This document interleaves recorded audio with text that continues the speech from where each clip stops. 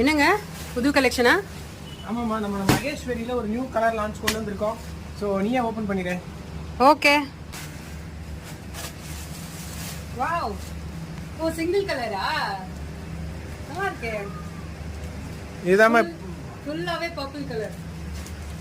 நல்லா இருக்கு. இது ஃபுல்லாவே அதானா? ஃபுல்லாக அதே தான், சிங்கிள் கலர் மல்டிபிள் பீசஸ். இன்னைக்கு தான் ரெடி பண்ணோம். ஸோ வந்துருச்சு. செமையா இருக்குங்க.